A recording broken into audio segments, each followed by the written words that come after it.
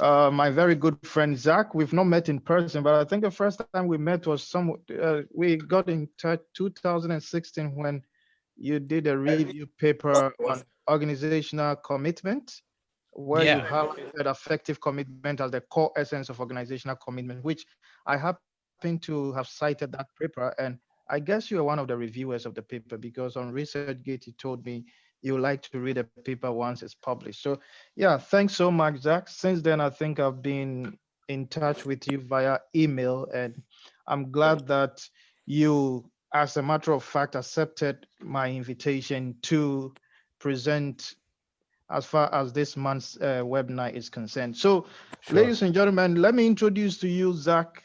Zach is a leadership expert. He helps leaders enable the daily experience of purpose, meaningfulness, and mattering. And Zach is a researcher and a honorary fellow of psychology in the Center for Meaning and Purpose at Colorado State University. And he is also the author of one of the best leadership books, The Invincible Leader: Transform Your Life, Work, and Organization with the Purpose of Authentic Purpose. Zach also advises leaders in companies. Equally important, he also advises leaders in nonprofit schools around the world on the practices of positive and purposeful leadership, mattering, engagement, and meaningful work. As you can see, that's the display of his book, The Invincible Leader. And I would entreat all of you to get a copy because I personally have read a aspect of the e-version, and I can tell you that it's a very, very insightful and inspiring book. Yep. So Zach is a PhD holder, and I must also say that he won the Best Paper Award in his category as far as this year's Academy of Management conference is concerned. Ladies and gentlemen, I introduce to you Zach Mercario, who is going to present on the topic, the power and the practice of purposeful leadership. Thank you, Zach. Over to you. Yeah, thanks for having me. I'm glad someone reads my papers. Yeah. So that's nice, and that someone reads my book. That's always nice. You never know Exactly. Yeah. where anything goes when you put it out into the world. So Yeah. Yeah. everyone listening, put what you have out there, and you never Mhm. know who's going to read it, who's going to look at it, who's going to be inspired by it. What I'd like for you to do is Yep. if everybody could just if you have access to the chat, if you could Yep. just type your name, first name maybe, Exactly. and Okay. one word that describes how you're feeling right now, whatever time of day it is for you. Right Hmm. now I'm in the Rocky Mountains here in Colorado, and it is the mid morning. I'm feeling pretty caffeinated. I had my coffee. So maybe just your name, one word, how you're doing today. And then we'll get going. I just like to hear how everybody's doing. Okay. Good. It's Michael, almost feeling sleepy. yeah, because it's 12:01 a.m. here in Perth, Australia. So Yeah. I should be Oh, sleeping by wow. Yeah. now. Yeah. Yeah. Well, I'm glad you have the planet behind you. Yeah. And I'm glad you're here doing this. Cool. Excited. Yeah. So keep it coming. I just want to, encourage you. There's going to be a couple times on the chat. I'm going to ask you to maybe input some things just to get you thinking. And if you Yep. don't want to, that's fine. Just read what other people are saying. But let's get started here. I want to overview what we know about this idea of purposeful leadership, why even talk about purpose, what it is, and then leave some time for questions and a discussion at the end. So let's yeah, feeling grateful. Cool. Thank you all right, so let's just jump in here. And I wanted you to think about this question. Think about the last 7 days of your life.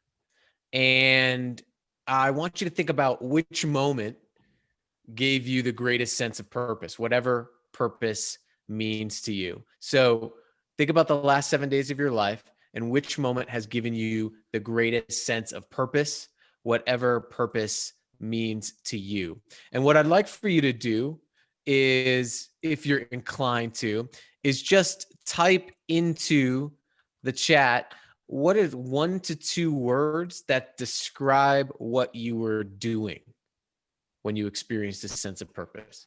The last 7 days, which moment has given you the greatest sense of purpose, and then whatever that means to you right now, and then type into the chat 1 to 2 words that describe what you were doing in that moment. So go ahead. I'll wait for a couple to come in. Michael, you're going to start us off here. Yep. Yeah. What were you doing? Now think about that moment. So purpose, when you experienced it last 7 days, what were you doing in that moment? Cool. Reading. Thanks, Emmanuel.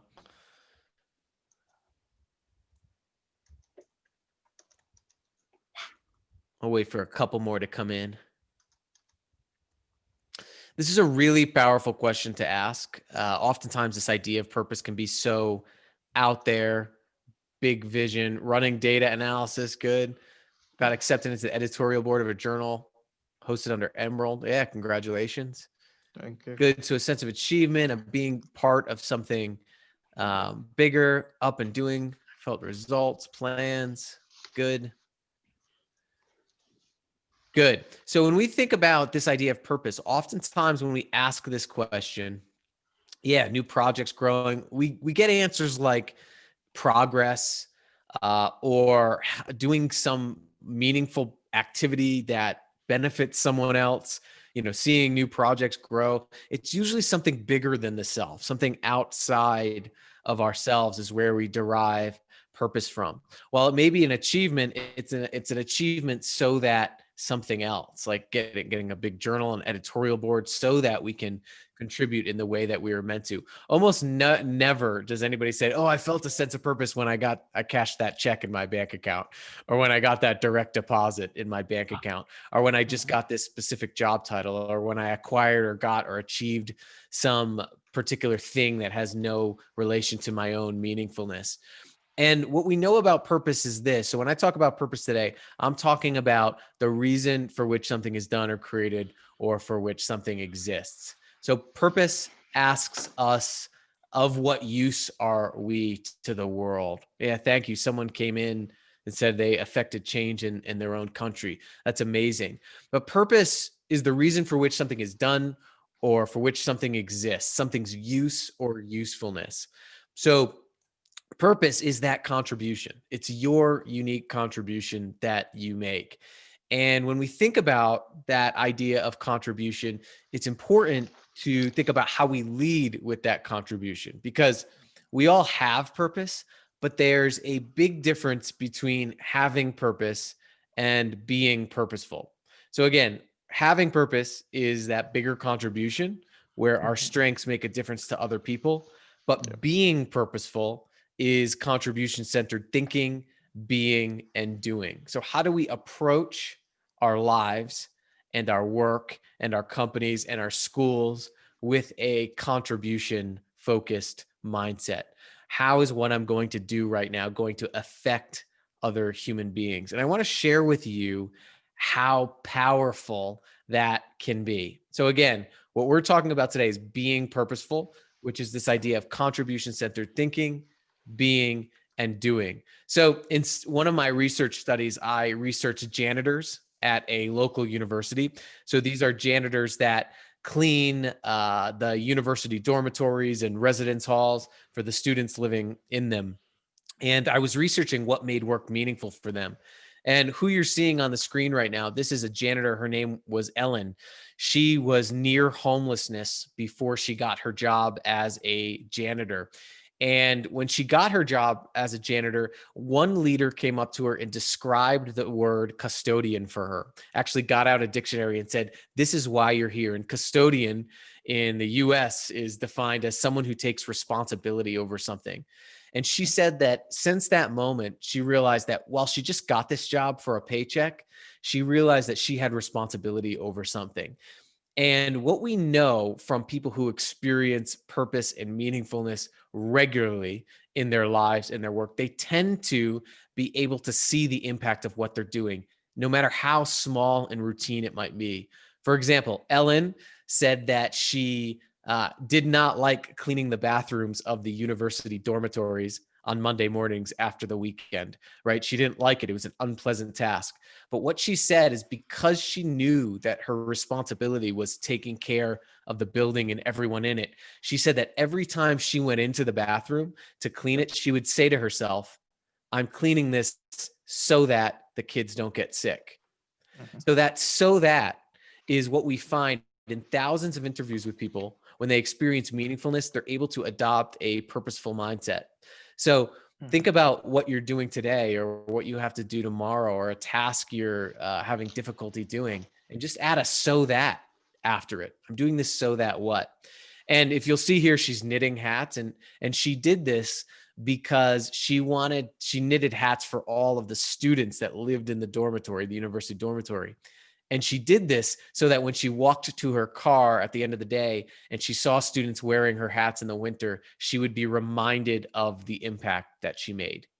This is called, right, being purposeful, approaching our everyday work and life with a mindset that links it to the effect we want to have, to our impact.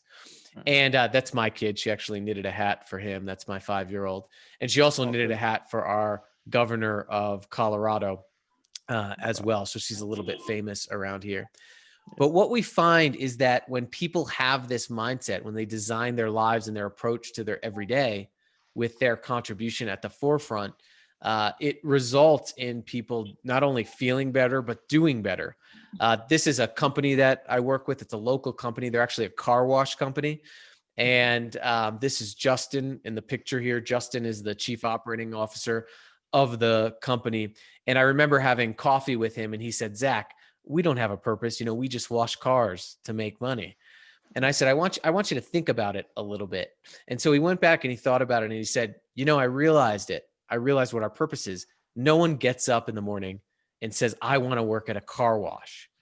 Oftentimes people who work at the car wash, it's their first job, or they didn't graduate their secondary, the high school, or they, you know, are looking for another job, but had to get this job. And so he said, our purpose has to be to prepare people for the future and provide for the community. Because if we're a place where somebody's getting their first job, it's our responsibility to prepare them for the future.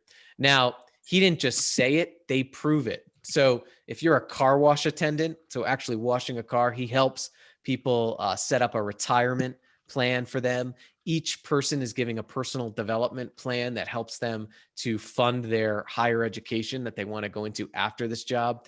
And his number one goal is 80% retention. That means all employees kept for at least 1 year so that he can impact them. Now, the results of being obsessed with preparing people for their future and providing for their community is that they wash over 1 million cars per year. The average in the United States for a tunnel car washing system is about 300,000 cars. So they do 3 times the average. They get people from around the world that want to work at this car wash. And this is the result of their purpose, not their purpose. In fact, I always say that anybody can copy what you do and how you do it. But in my experience, no one can copy at your core why you are. No one can copy the contribution that you want to make through what you do. And I'm going to talk about that a little bit more, but I think it's really important that this company decided to be purposeful, not just have some values and statements on the wall. So if you're starting a company, if you're learning how to be a leader as a student, if you're working in a company right now as a leader, asking yourself, do we try to compete on what we do and how we do it? Or do we really double down and focus on our unique contribution, our unique story? And as you know, that as this global pandemic was happening here in the United States, we shut down everything. And it was a big hurt for businesses. And one of the things that this car wash company did is the first meeting they had when everything shut down is that all the team got together and started getting food together for employees who might be in need. And this is a text message I got from the chief operating officer. And it said that from pay to food to shelter and every what if scenario, the first concern is will our employees have enough food if we have to stop doing shifts or lay people off? And he said he was the leader of this organization, but he said the best part is the team led this without me. So this is the power when a purpose is clear. And one of the reasons why my book is titled The Invisible Leader is that what we're finding in the research on organizational behavior is that the most powerful leaders in organizations aren't necessarily people. It's a shared common purpose and sense of contribution. And what I've been finding, especially in working with businesses right now, is that the most successful companies are not asking, how can I get through this? They're asking, who needs me to get through this? So leaders who are going through this change right now, well, they don't just say, how can I get through this? How can I survive? They're talking, who needs me to get through this? Putting their people, their stakeholders, their customers, the human beings that are inevitably at the end of what they do first. So you could think about this for yourself, and think right now, like if you're going through a difficult time, think about this question of, who needs me to get through this? And do I think about the impact that I need to have regularly? Because that impact is ultimately your purpose. So before I get into a couple practices that you may want to implement, and then we'll open it up to Q&A, I want to just make sure you have a clear understanding of why purpose works. That it's not just kind of me sitting here in my office telling you that this works. That purpose scientifically optimizes us. And one of the first reasons is that when we think about our contribution, our brains and bodies are optimized. So we have a part of our brain that's wired to contribute to one another. UCLA's Semel Center for Neuroscience finds that when we do think about our impact or contribution on others, or when we actively help someone, we get a boost of these neurotransmitters. They're called dopamine, serotonin, and oxytocin. They are the three neurotransmitters controlled for mood, so how you feel, movement, how you actually do what you're doing, and motivation.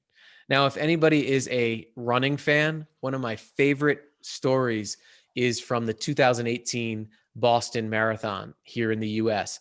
This is Desiree Linden. She's the women's winner of the Boston Marathon in 2018.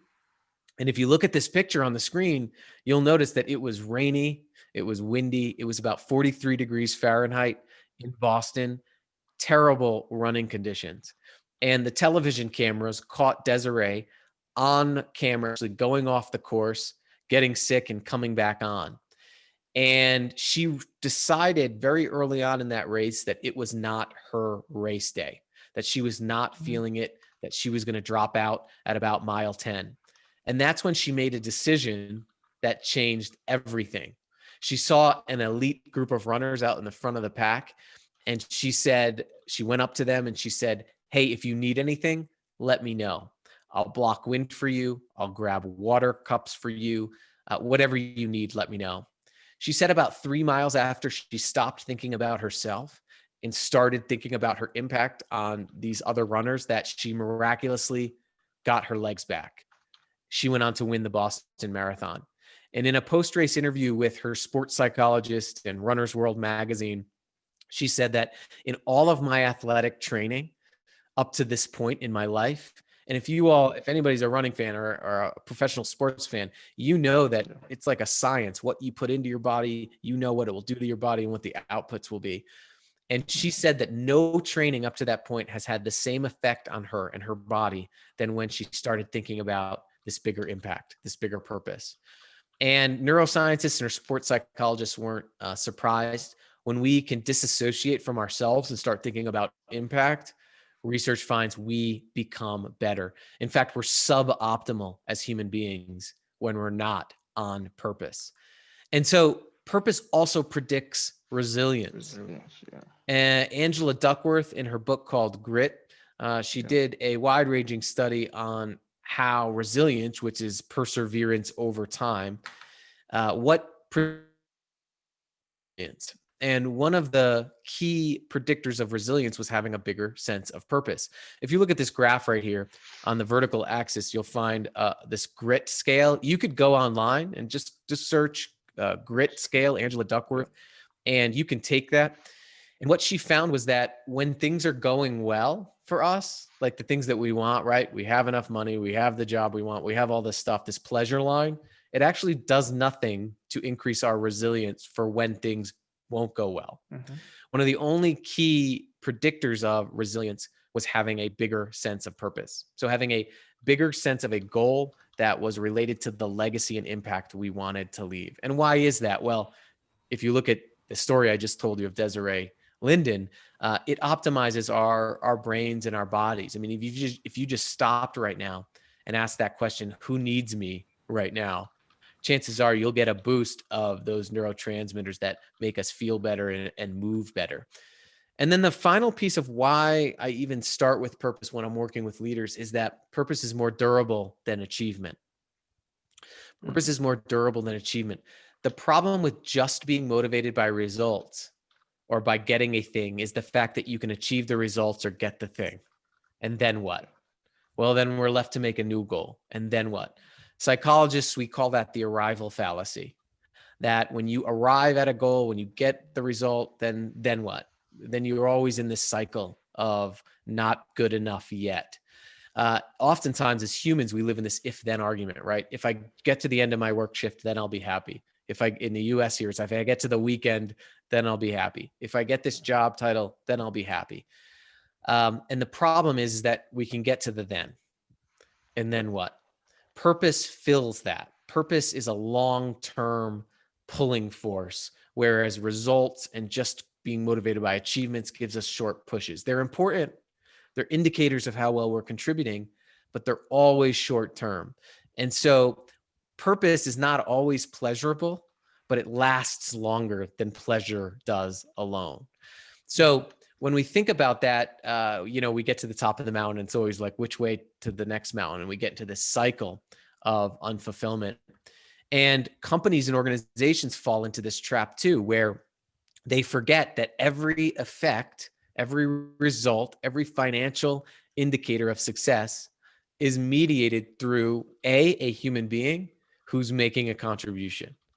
No business exists, no organization exists unless it fills a meaningful human need, solves a problem, fills a human desire. But what we see happening in organizations often, and with our own selves, is that we try to get an effect, the result, by pursuing the effect. And what we know is that no effect exists without a cause. Purposeful organizations and purposeful leaders obsess about and focus relentlessly on their cause, the contribution, and they trust that the effects will follow. And that's hard because in our brains, we just want short-term gratification. We just want the result. We want the goal. We want the money. We want this, but we forget that our ability to get is directly correlated with our ability to give, what value we provide.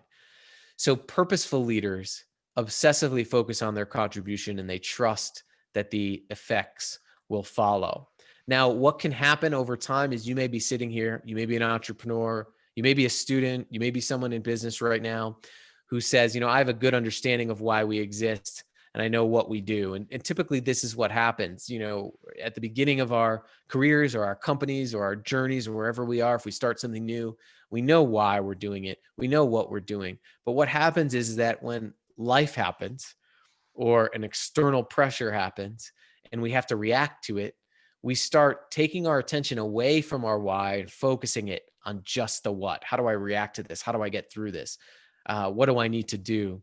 And as we eliminate our attention and our ability to pay attention to our why, we also eliminate the very motivational energy we need to respond to the thing we're responding to.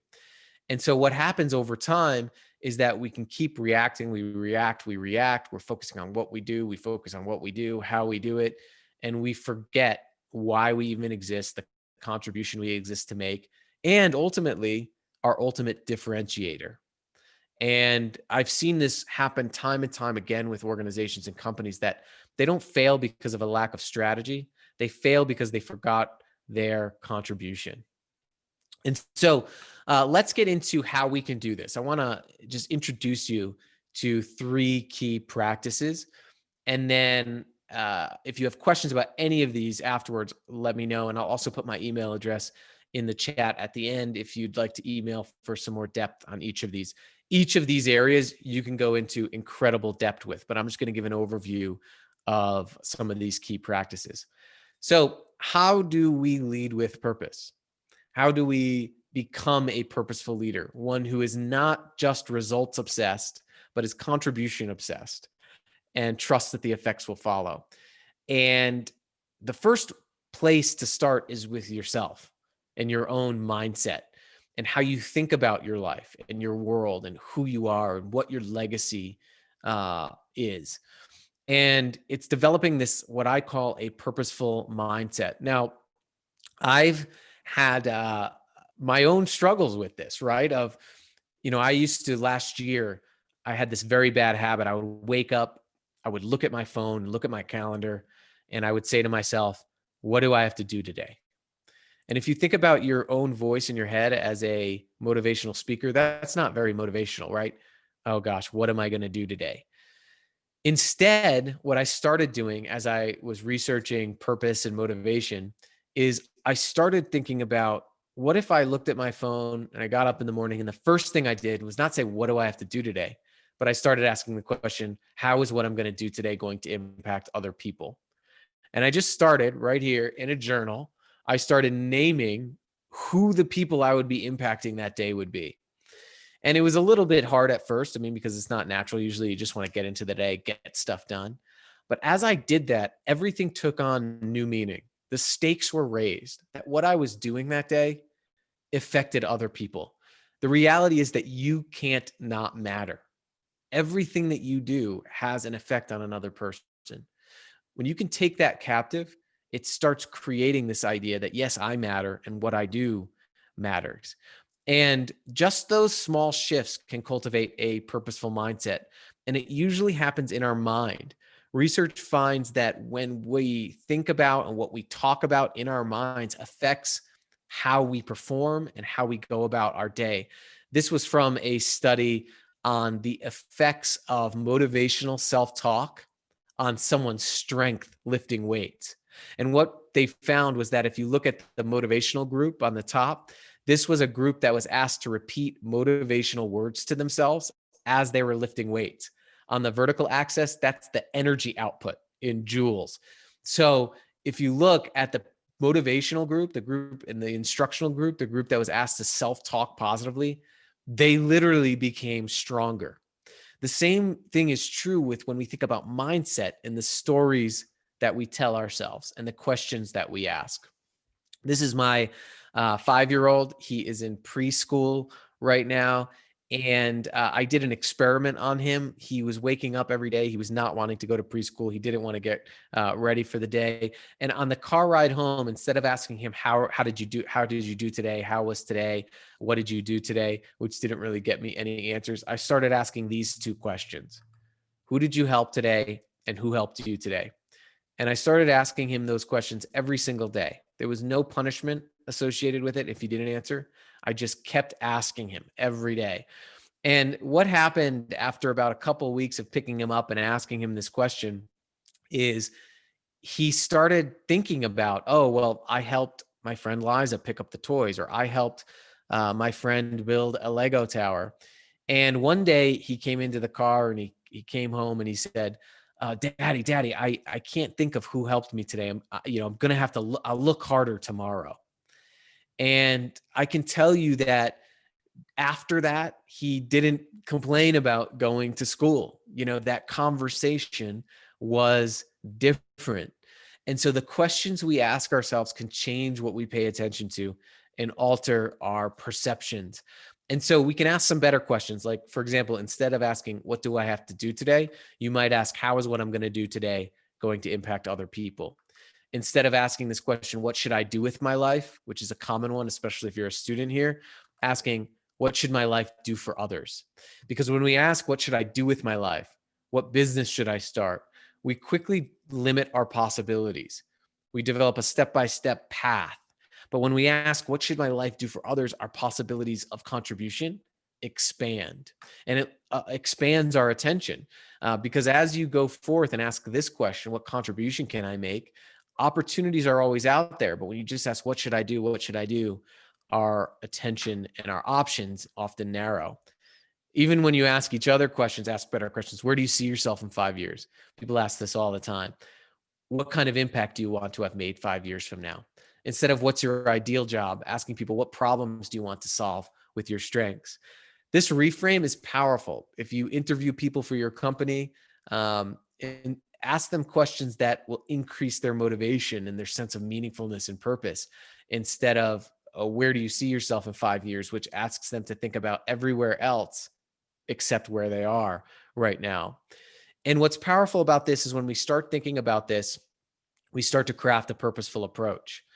And what we know in the research is that when people experience meaningfulness in what they're doing, they are able to answer three questions. And these three questions are: what would happen to a human being if I did not do what I'm doing right now? So think about a task you have to do today. What would happen to a human being if you did not do it? They are able to answer the question, what outcome it makes possible. So what's the bigger outcome that I'm part of creating? And then the third question is, which of my strengths can I use to do it more? So when we start asking these questions about our tasks, about our life, we actually start knowing more about ourselves. Where are our strengths most needed? What is our contribution? And we start creating the conditions for what researchers call meaningfulness, which is a key predictor of motivation. Oftentimes we try to get motivated by to do something by just saying, I'm going to get motivated, instead of thinking about what comes before motivation, which is knowing why it matters. It's very easy for nothing to matter to someone who doesn't believe that they matter. So this is a powerful framework of thinking about, hey, even right now, what are you going to do today? How is it going to impact other human beings? What outcome will it make possible? And which one of your strengths can you use to do it? If you're a leader, you might use this to delegate tasks. Instead of telling someone what to do or how to do it, first show them why it matters. If you're writing job descriptions, make sure every job description can answer these three questions.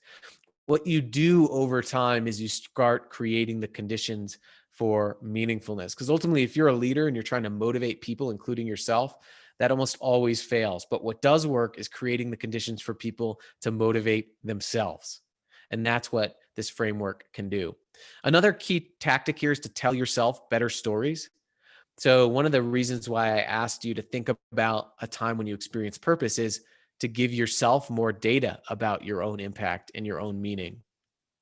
This idea of telling ourselves better stories and telling each other better stories of the impact that they make was revealed to me. I was working with a client, and these were people who worked at a distribution center. And what they did was they took small small widgets, electronic widgets, and they distributed them to a company that manufactured MRI machines, and then sent those MRI machines out to be distributed to hospitals. And I went in to work with this company, and these were all distribution center managers, and they were miserable. I mean, you could just feel it. They had just had a really bad financial quarter. And when you live by results, you die by results. And you could tell this group was just dead. And I asked them, why are you even here? Why don't you just leave this conference right now? And the supervisor who hired me was kind of glaring at me in the background. And then a woman in the front raised her hand, and she started crying a little bit. And she said, I've been here for 13 years and nobody's ever asked me why I'm here before, apart from what I do or what I get in return for what I do. And she said, I'm realizing right now why my job exists. I was diagnosed with cancer last month, and I was in an MRI machine, and I looked up at the MRI machine and I saw a logo of this MRI machine. And I remember that logo on the boxes in our distribution centers and in our warehouse. And she said this to the whole group. She said, I realized, and I'm realizing right now, that my job has existed for the last 13 years to save my own life. You talk about an antidote to disengagement, that room changed. So making sure that you're collecting and telling the story of your and your work's impact, both to yourself and others, is a hallmark of purposeful leadership. This is Dr. Turner. He's a radiologist in Israel. And he did a study where he worked with radiologists who work from home, and they get scans and they read the scans and they diagnose the scans and they send those scans back to the doctors to give the diagnosis. And what he did is he took one group of scans and he sent it to a group of radiologists. And all he did differently was attach a headshot of the patient to the scan. The other group, he sent to a control group and he didn't put the headshot of a patient on the scan. What he found was that the group of radiologists that saw the headshot on average wrote 25% longer interpretive findings and found almost double the amount of incidental findings. These were things that would be important for the patient's future prognosis on the scan than those who did not see the patient's face. So that whole idea, you may have heard it, of put a face to the name. Bring the human being that your work inevitably impacts back into your work. Whether even if you're in school right now, think about the subject that you're learning and ask yourself, why does this subject exist? How does it help impact other human beings? Who are those human beings? And when we're able to tell stories and remind ourselves of the human impact of what we're doing, it's incredibly powerful. In fact, Professor Adam Grant at the Wharton School did a study and found that just hearing one story of the benefit of our work on others can result in a 400% increase in productivity and motivation. The other key practice is to do this for other people. Give people affirmation around you of how they matter, the difference that they make. I often say, instead of telling someone good job, show them that they make a difference. And one of my favorite ways to do this is a very simple framework. So anytime you're about to show affirmation or give feedback or give someone positive praise, make sure you describe to them when the event happened, the actual behavior that you observed, and then share with them the story of the difference that it made. What was the impact on you? What was the impact on someone else? And if you have to give negative feedback, make sure instead of just saying, hey, fix this, you show them the potential impact of a new behavior. Again, being a purposeful leader is not about doing some big thing, right? It's about, in these everyday moments, how do we recenter on our impact and then help other people see their impact? And then finally, as I mentioned before, diversify your goals. So Jennifer Crocker, she is a researcher at the University of Michigan, and she did a study and she wanted to see how people felt when they had self-image goals. So these were goals meant achievement goals meant to like increase your resume or increase your own self-image, or contribution goals. And what she found was that those people in longitudinal studies that have more self-image goals, meaning goals like, I want to do this for me, or get this job, or make this amount of money, actually over time felt more disconnected, worse about themselves, and more anxious and depressed than those who had more compassionate goals or contribution goals. Contribution goals are things like, I want to solve this problem for someone else. I want to contribute to this need, or I want to do something about this thing that I think can be better for other people. And when we have more contribution goals than we do self-image goals, we tend to feel better about ourselves, less anxious and depressed. And the idea here is not that results aren't important. Profit, your paycheck, all those things are important, but it's important to understand that they're just indicators of something else. And the key is that we know that purposeful people tend to have a diversity of goals. So achievement goals are great as long as they're balanced out by contribution goals. So I always tell people, take a look at your goal portfolio and ask yourself, do I have more contribution goals or achievement goals? And how am I feeling right now? How are the people around us feeling? This is also true. There's some research going on right now in organizations that have more achievement goals versus contribution goals, and looking at engagement and looking at feelings of meaningfulness as well. So this is a good inventory to start developing that personal mindset. And that's really one of the most powerful parts, which is why I spent a lot of time on it, to doing this work. Because if you don't believe that you matter, it's easy for nothing to matter. So reframing some of those questions that you ask yourself, telling yourself stories of your impact, telling people around you in your organization how they matter, is really powerful to then getting into really connecting to a bigger purpose. If you're a company right now, if you're in a company, if you're a leader, you may be asking, what's the difference between purpose, mission, and vision? I just want to clear this up before I go on and talk more about individual leadership purpose. But purpose is really why you exist. It's the human problem you exist to solve. Your mission is how you fulfill that purpose. So what do you do? And then your vision is, what would the world be like if you were done, if you completely fulfilled your bigger mission? But it has to start with this problem, this contribution. Otherwise, when we lose that, we can lose the reason to even have a mission or have a vision in the first place.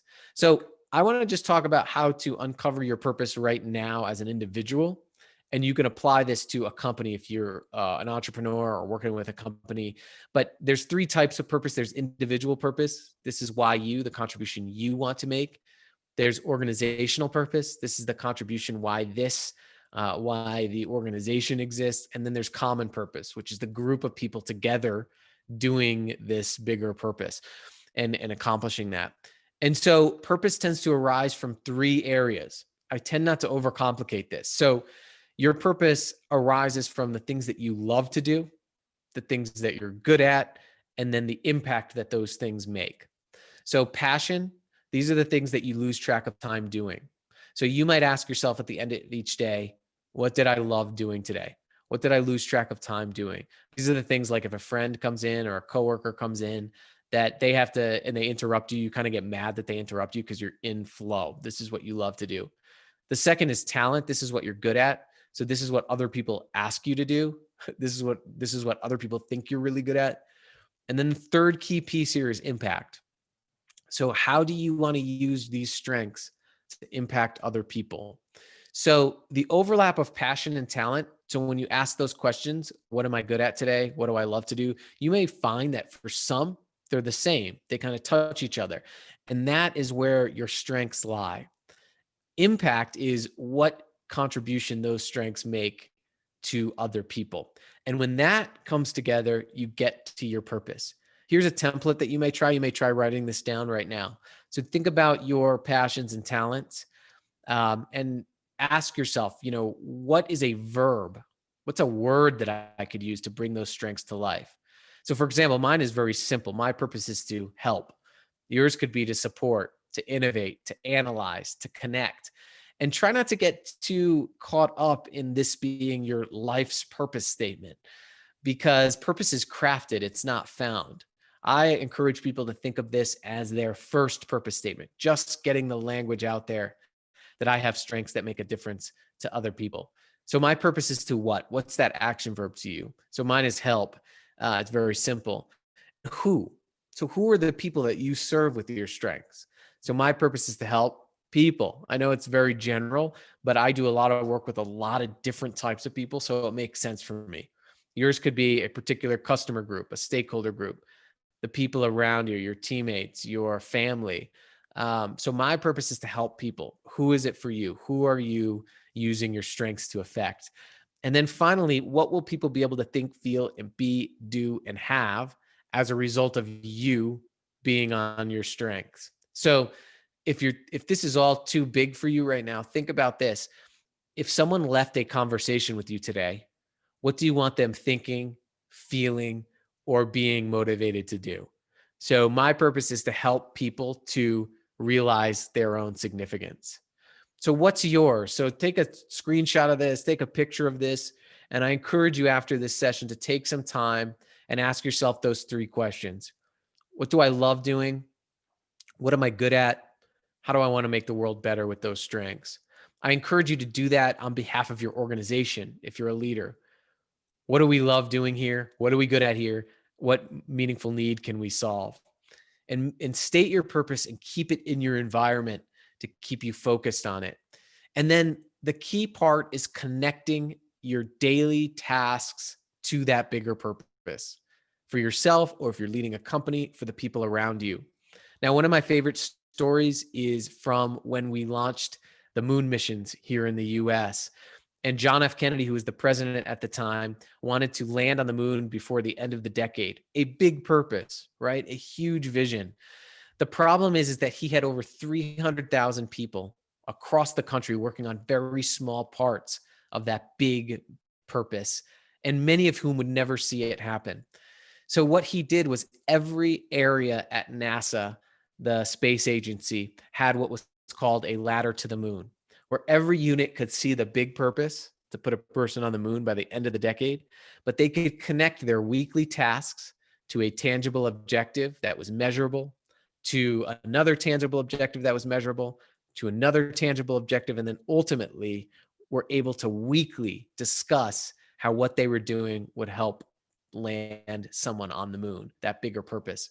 And one of my favorite stories from that era was when John F. Kennedy was about to give a speech launching the Apollo missions, and he went into a janitor's closet by accident and went into a mop room. And he went up to the janitor. He said, "Oh, what do you do here?" And the janitor very calmly got up, looked at the president, and said, "Mr. President, I'm putting a man on the moon." And then he went back to his work. This was not an accident. This was designed as part of NASA's culture. So, what is your moon mission? What is your bigger purpose? And what's your ladder to the moon? How is what you're doing today going to actually get you there? As an organization, do people know how what they do help deliver that bigger purpose? And then the final practice is, once you state that bigger purpose, is to make sure you're activating it, because no one really cares, like, right, why you say you exist unless you prove it every day. And there's a big gap between stimulation and transformation. So this idea of purpose, if you're inspired by some of this information, it is inspiring, but it's stimulating.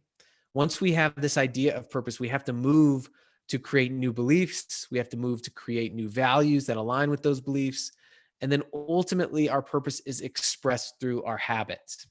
Habits are the behaviors we do daily, regularly, routine. And so, one of the best ways to start identifying purposeful habits is to ask yourself this question: what would someone with my purpose do? What would an organization with our purpose do? Or if purpose is a tough word to use because it's so big, what would someone who wants to make the contribution I want to make do? What would an organization who wants to make the contribution we're meant to make do here? And so, one of the best ways to do that is create a purpose statement, then ask yourself, if we were delivering this every day, how would others feel? So, what would other people feel like? So, for example, if I were delivering my purpose every day, people would feel inspired, or they should. Who will you need to be? So, how will you need to show up every day? So, if people were feeling inspired, well, I would need to be appreciative of my own work, of them, of my own impact. And then if you were to be appreciative, if you were to prove that you were being these things you wrote down here, what would you actually do? So again, if I were delivering my purpose, others would feel inspired. So for others to feel inspired, I would have to be appreciative. To be appreciative, I'll have to reflect daily on the positive impact of my work. I encourage you to just, once you have your purpose statement, take 3 columns down on a piece of paper and write down, if you were delivering that statement regularly, how would others feel? Who would you need to be to get them to feel that way? And then what would you need to do to prove that you were being this middle column, and make them measurable? The middle column becomes your values, your identity. The third column becomes the habits that you'll commit to, how you make purpose actionable. And then the last part will be the results. These are the results of you being on your purpose regularly. You can do this as a company, on teams, as an individual, and it's incredibly powerful, because oftentimes when we're visioning, we just think of how we want to feel or what we want to be doing a year from now, but we don't think about what we need to do daily to get there and how it will align with our purpose. So again, just want to recap, and then we'll get into happy to answer any questions that you might have. The first piece is developing a purposeful mindset. Ask better questions. Ask questions that put your attention on your contribution, that you matter. The second is connect to your purpose and the purpose of whatever you're doing. So use that purpose statement template, create a bigger statement of what your contribution is. Don't let the anxiety of not knowing your purpose get in the way of that. And then implement habits. What will you do to prove that every day? And so if you have any like individual questions, I'm going to put my email into the chat, but right now I'll stop and see if you have any questions, and I'm happy to connect with you all and answer any questions that you might have.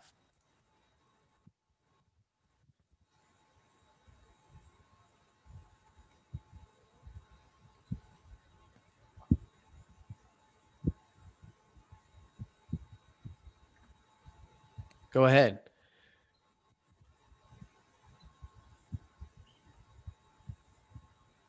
Any questions, Michael? Do you have any questions? Oh, you're on mute. I think you're on mute. On mute. Yep. Yeah. Can you hear me now? I can hear you. Yeah. Good. So sometimes you start a particular task and you are full of passion for that task. Then it turns out that as and when you journey into the task, you sort of lose that kind of steel, and then you bounce bounce back. Yeah. Does that mean that the task that you began with full of passion does not align with your purpose? Yeah. So I'll make a distinction because I think you raise a good question. And there's a big difference. I think someone's not on mute, but there's a big difference between passion and purpose.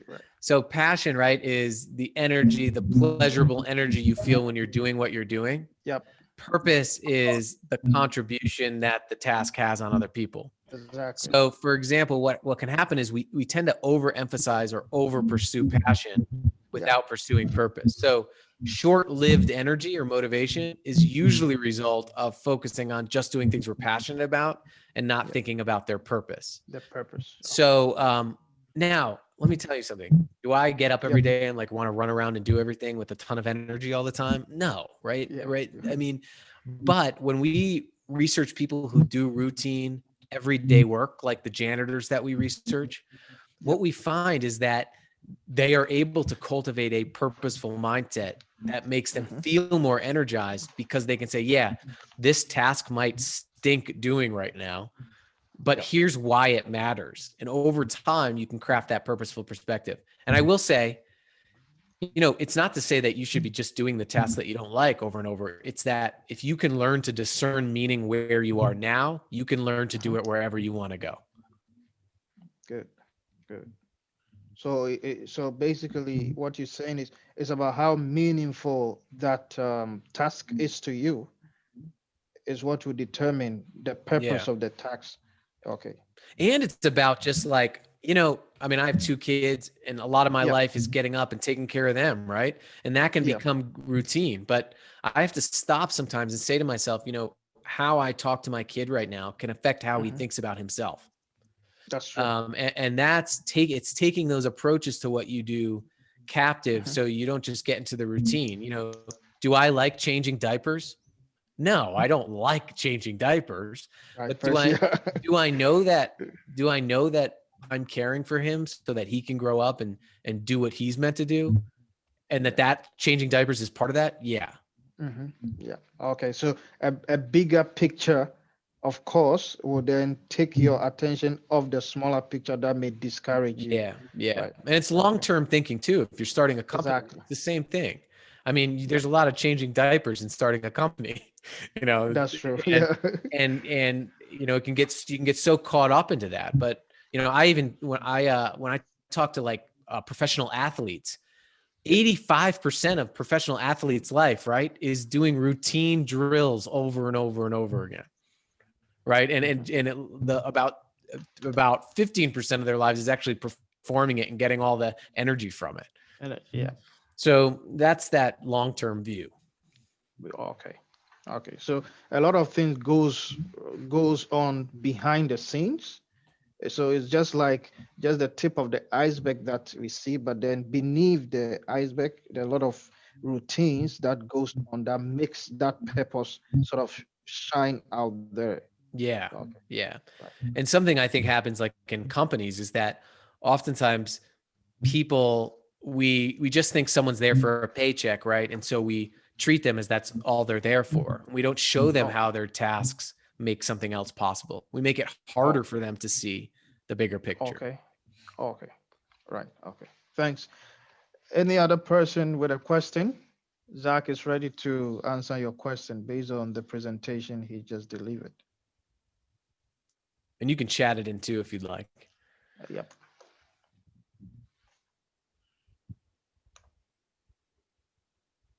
Please, if you have Zach has provided his email. We'll meet you. Right. Okay. Zach has provided his email address to, in Yep. case probably you have a question you don't want to share on this platform, you want to contact him in person, you can do so after the webinar. Thank you. Yeah, please do. So Zach, how if somebody want to get a copy of your book, I mean, I know it's on Amazon, and then which other platforms can they get copies to buy if they Yeah, want to? it should be everywhere that you No. go. If you don't want to use Amazon, if it's not available in your country or wherever, but it should be around. There's Books a Million, there's BarnesandNoble.com. There's a lot of options, and if you go here, you can get to that as well. And there's a discussion guide there with some questions. Okay. And if you email me, if I can send you a workbook that goes along with this session that I just gave, that if you want to Great. craft Okay. a purpose statement, I'll send you a workbook as well Okay. that you can use too. So just email me, say you're on this webinar, I'll send it over to you. Right. Okay. Yeah. Thanks so Yep. much. Yep. Yeah, of course. Hi, I have a question. Yeah. Okay. Hey, who's this? Nathan. Hey, good to meet you. Yeah. I want to find out, in our area here in Africa, you realize Yep. that an individual you see an individual to be acting as a good leader. Yeah. And when they get opportunity, when given the leadership position, they end up thinking about themselves. Yes. What really causes that? How can one just What do I think? What? How can one just forget about thinking about the organization and veer towards thinking about himself? Yeah. Well, it's not just Africa. Yeah. Wow. I think you can see what's happening. I think you can Yeah. see what's happening here in the States, right? Yeah. That's so true. we all have the same human mind, no matter where we are, right? And what happens to human beings is, unfortunately, we react to the world. And I think that the higher you get up into, if you look at that split, right, the why and the what, the higher you get up into a position, the more stuff you have to deal with, the more people are trying to lobby you. And the more I think that you're susceptible to the human instincts of greed, of reacting, of just trying to look good. And that split becomes wider, right? That's true. And I would say that most people learn, if you look at, at least in our school system, educational system in the US, we're taught to acquire and achieve for ourselves. I mean, you get a letter grade, you get a test score that measures your worth. We're sort of taught to believe that we don't matter unless we are successful. So you go about pursuing the what and the how, and then you forget about the why, which is all the people that rely on you. Yep. And I think it's a matter of sort of these questions, asking these questions, developing the habits of mind now after sessions like these, and maintaining no matter how high you get, and to consistently asking who needs you. Yep.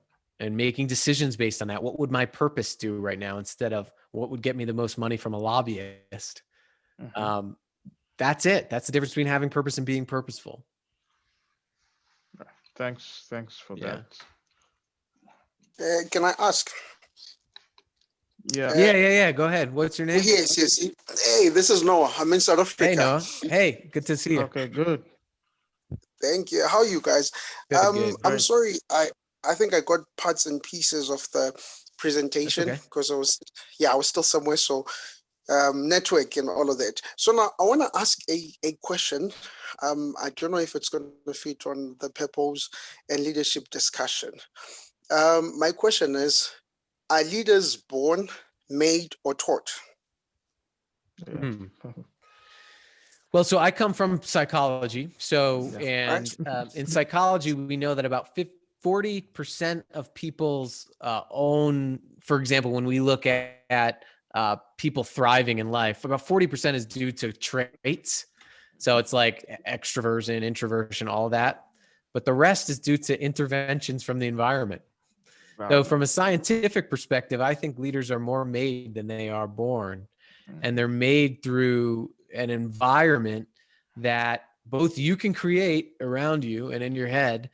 But I think there's some traits that lend itself more towards leadership, psychologically. But what we know is that the environment has a big play in that. Yeah. So also, I would say that no matter what you believe about leaders being made or born, you can't deny that our societies create the leaders we have. Oh, okay. So I think basically, if I understand you quite correctly, Yeah. you are saying what Einstein said, that the environment inherits how we behave, how we think. Yeah. Now, there's a question I think Brother Nathan asked on why do leaders tend to forget the purpose of them leading people. So let's say, like, for instance, here in South Africa, we are having this crisis of giving out tenders and 500 billion spent regularly so. So this would simply mean that the leaders we have were brought up in an environment that was not supporting their minds to actually think like leaders. And we put them on position of power because they're influential, I'm thinking. Or I would say that one of the things, the problem with our world system of how we think about leadership is that we rely on people to be morally good while incentivizing them not to be. Not to be. That's so we rely on individuals to be morally good by rewarding and incentivizing them not to be. So I would say that every leader is the result of a system of rewards and punishments. So like over time, right? Like that person who's recklessly spending, or the person who is not having any sort of policy around a global pandemic, that person is being rewarded. Like, for example, in our case, President Trump, and he's rewarded through votes by pandering to his base. So he makes decisions in that way. I'm just stating facts, like, of what is happening publicly, but and I think that's what happens. So I would ask, like, one of the things I would ask is, how is our system rewarding this leader for the behaviors we say we don't want? So this is more of a behavior. How do you say it? A behavioral problem.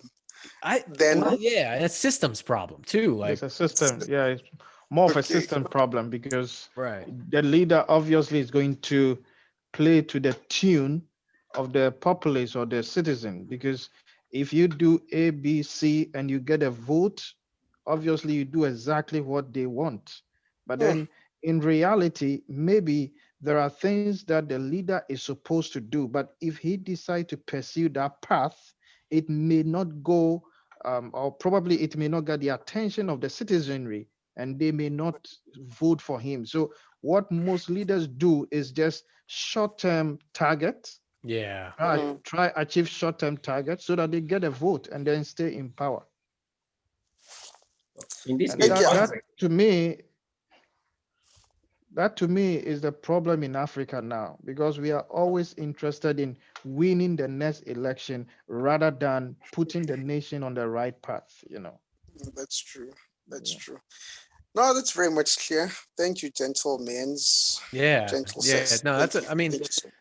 it's a good question. And you can also think about it for yourself. Like, what's the system you create for yourself in life? Like, what do I reward myself for? And ultimately, like, what you reward yourself for is who you become. Definitely. And it's little rewards, like, oh, I think I did a good job because I got this or did this. And that's what your mind will slowly start seeking to do those behaviors. Right. That's why it's so hard to change, because especially as you get older, it's hard to change because you've gotten a system, right? I mean, that's why when someone gets into politics, wherever you are, the more they go through the political system, the older they get as a politician, and the harder it is to change. So, but I think it's possible. I don't want to end on a not hopeful note. I mean, we know it's possible to change beliefs. We know it's possible to change environments, reward systems, structures. But I do think it starts a lot of times with individuals too, of knowing who we're becoming. That's very much clear. All right. So I think Thank you so much. follow-up Yeah, question. thank you. In a scenario whereby I find myself in an organization whereby the manager has forgotten about his purpose, what is expected of we as employees to draw his mind back to why the organization exists? Oh my gosh, that is the most common question I get. Yeah. And I still don't have a great answer for it, to be honest with you. Because it's hard. You know, when you put a star performer against a broken system, the system wins every time. And at the same time, I will say that we also have more control over our local systems than we give ourselves credit for. So if you have a leader that's a frustrating leader and you react to them by being frustrated, you become a frustrated leader. Wow. Okay. You became a frustrated person. Yeah. So I think the one thing that you can control, and Viktor Frankl in his book called Man's Search for Meaning, he was a concentration camp prisoner. And he said between stimulus and response, there is a space. And in that space lies our growth and our freedom. The ultimate human freedom is to choose our response to any given situation. So I would say that think about your responses to the organization, and are your responses any better than it? And one of the things is that you have team members, you have peers around you, you have tasks. We make meaning in our work between what we do, who we do it with, and mostly our direct supervisor. So I would, if you can, start there. Start thinking about your response to your tasks, the people around you. And over time, someone may say to yourself, that leader may say, gosh, what are they doing on that team? What are they doing? I mean, what's going on there? Now, if you're in a position to influence the team, you could start asking some different questions like, that slide I showed you, we can ask these everyday questions. Like from a boss perspective, if they're saying, okay, we need to get numbers up next quarter. You could say, if you're in a meeting, you could say, well, hey, how might we be able to contribute more to our customers to get those numbers up? Right. So it's a little question right there that you start shifting slowly the attention. Not that your boss is a toddler, but like my toddler, you start shifting their attention to that contribution. And you'll be surprised at how enriching the discussion can become if you start shifting those. So that's one thing. Focus on what you can control. The second thing is, if you're in a position where you can influence, start asking questions that slowly shift attention back to that contribution. And hopefully they'll feel it. They'll feel the difference in energy and output that way. Yeah. I know hope is not a good strategy, but I have a question. Yeah, go ahead. Okay. My name is Ben, and it goes to Mr. Zach. Okay. Okay. What I want to find out is on your journey of becoming a leader, you gave us 3 steps. Which of those was more difficult for you to consider on your journey, and how difficult was it for you, and how do you overcome that particular one, please? Yeah, I would say the first one is very difficult for me still, developing a purposeful mindset. This pandemic, like I lost about half my business on a Friday afternoon because I do work with companies in person, consulting work. Okay. And a lot of engagements just fell away, right? And I immediately went to this reaction mode. So I was like, what do I do? I was frantic. I was panicking. I was on my phone trying to get these gigs rescheduled, right? And I remember I was picking my kids up from school and I forgot to pick them up. I was so wrapped into what I had to do. And I went into my kid's classroom and he came over and gave me a big hug and he's like, Daddy, can we just go home? And I said, yeah. And I realized like he didn't care about my lost revenue. He didn't care about my gauge. He needed me there. Exactly. So I, as someone who studies purpose and meaningfulness, had hinged my identity on what I did, what I got for what I did, the money I made. And it sneaks up on you, right? And so the last 3 months for me has been really stopping and asking that question of like, who needs me right now to get through this? And that's where that question came from. And so I think that's been the hardest, is like, I don't want it to take a moment where I forget about it to realize it, right? Yeah. But I think that every day, if you can just think of 1 or 2 habits that can bring you back to the reason that you're getting up that day, to who needs you, to who do you affect that day, I think it can be really powerful. But like I said, if it can be very easy, and I know sometimes we don't even admit to it, that sometimes it can be very easy to trick ourselves into thinking we don't matter, or what we're doing doesn't matter right now, but you do. And if you can remember that, ask yourself some of those questions, is powerful. But that one's really hard, but I think is so essential. And so many organizations and people try to state a purpose without ever developing a purposeful mindset. And they start stating a purpose without ever developing purposeful habits. And either one of those, it's just, it's just statements. It doesn't really mean anything. So I would really work on that first one, because you'll find that there's purpose in even the most mundane things in your day. And once you can tap into that, that's what is the foundation, I think. But it's also hard. It takes a lot of time. It takes habit every day. Just like exercising, you don't want to exercise when you think you need to exercise. You want to exercise so you don't have to think you need to. Get to that moment. Exactly. That's good. Right. Any other question? Oh, there was a question that came in here. I just want to answer it. What should people do when the very people you want to help seem to not appreciate what you are giving them? I'm an educator and I believe in character education. Should I find myself in an environment where that's not appreciated? Oh, okay. So like the people that you're providing to, you don't think appreciate them. That's hard in education, but it also goes down to a purposeful mindset, right? The source of a river knows nothing of where it goes. Yeah. So, I think consistently reminding yourself that you're planting seeds, especially as an educator, that down the line, you may not even know that you're having that impact. It becomes more important to imagine that impact. So I think those questions around purposeful mindset are even more important there.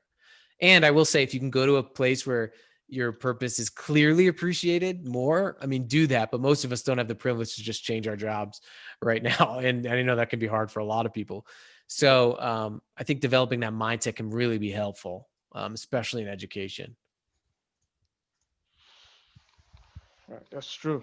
That's true. Okay. So is there any other question?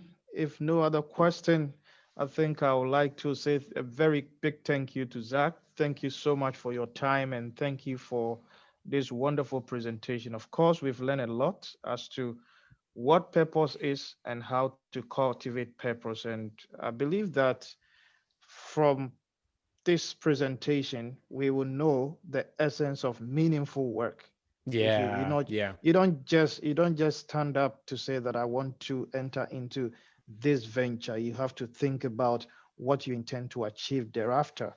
Very important. Yeah. So what impact are you going to make? Don't just think about the short-term impact. Think about the long-term impact. Thank you. Yeah. Thank you very much. Of course. Yep. And thank you all. Thanks for being here. Right. Okay. So I'll hand over to Nathan Nathan to give the concluding remark. All right, great. So thank you everyone for joining us this honorable afternoon, morning, and evening, depending on which continent you find yourself at the moment. I know it's somewhere late in Australia, morning in US, late evening in South Africa. We are in the mid-evening. We are yet to get to the evening here in Ghana, where I find myself. Zach, let me say, Dr. Zach, thank you very much for the presentation. We really appreciate it so much. Mr. Michael Jensari, thank you for helping us get in touch with such a wonderful mind. It's been an amazing time this evening, morning, afternoon, wherever you find yourself. There's a saying that there are so many leadership skills and leadership styles, but it's up to us to know which one to apply. Today, I've come to realize that it's not about the styles or the leadership skills, but it's about the purpose you have as a leader. For an organization to grow, you need not to think about yourself, but you have to think about others. We've also learned that your contribution to others cannot be copied, but an innovation can easily be copied. So ladies and gentlemen, we've learned a lot. Let's help our organizations to grow. Together, you can make your organization grow. Together, we can all develop ourselves. Thank you very much, and hope to see you in our next webinar. And Dr. Zach, we'll be happy to have you more time because we realize that you can impart us a lot. So thanks to everyone Thanks for your time. We really appreciate it so much. Thank you. Thank you all. Okay, thanks. Back to you, Mark. And please, one more thing. I have something to say, a quick one. Okay. I'm hoping this could be organized probably frequently. This is the first time I'm joining. And I hope, I know I'm late, but I hope this could be organized more frequently so that we could also tell other people to join so that everybody will benefit. Thank you. That's all I've got to say. Yeah. All right. Thank you very much. Okay.